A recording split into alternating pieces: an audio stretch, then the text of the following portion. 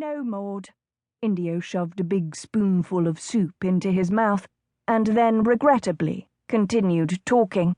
"He looks like a man, but bigger and scarier. His hands are as big as...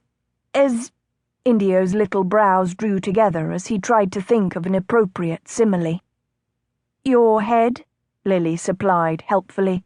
"A tricorn hat? A leg of lamb? Daffodil?" Daffodil barked at her name and spun in a happy circle. "Was he dripping wet or all over green?" Maud demanded. Lily sighed and watched as Indio attempted to describe his monster, and Maud attempted to identify it from her long list of fairies, hobgoblins, and imaginary beasts. Maud had grown up in the north of England, and apparently spent her formative years memorizing the most ghastly folk tales. Lily herself had heard these stories from Maud when she was young, resulting in quite a few torturous nights. She was endeavouring, mostly without success, to keep Maud from imparting the same stories to Indio. Her gaze drifted around the rather decrepit room they'd moved into just yesterday afternoon.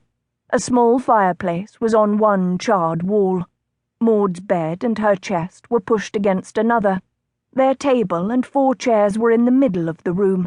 A tiny writing table and a rickety dark plum settee were near the hearth. To the side, a door led into a small room, a former dressing room, where Lily had her own bed and Indio his cot. These 2 rooms were all that remained of the back stage in what had once been a grand theatre at Hart's Folly.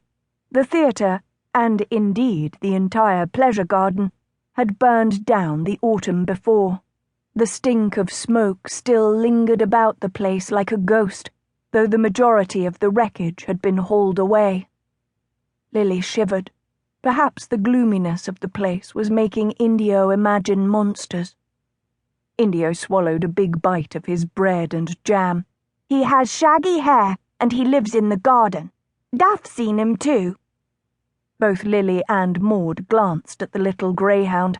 Daffodil was sitting by Indio's chair, chewing on a back paw.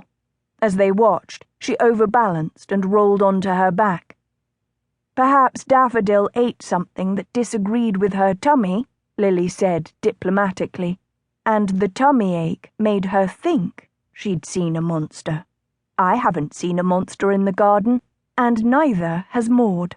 "Well, there were that wherryman with the big nose hanging about the dock suspicious-like yesterday," Maud muttered.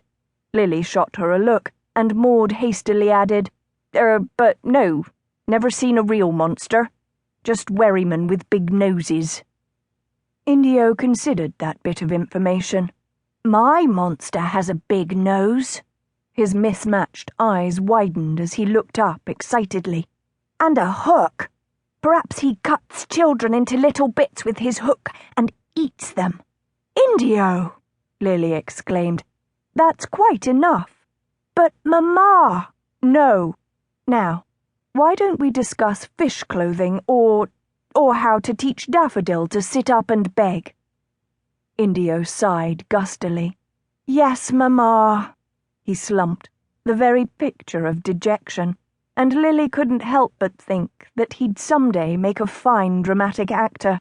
She darted a pleading glance at Maud. But Maud only shook her head and bent to her own soup.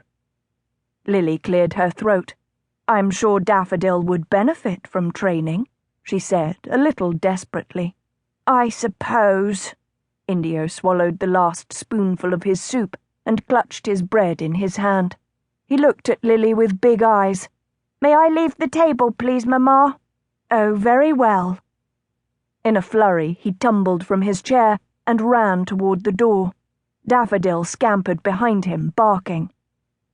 "Don't go near the pond," Lily called. The door to the garden banged shut. Lily winced and looked at the older woman.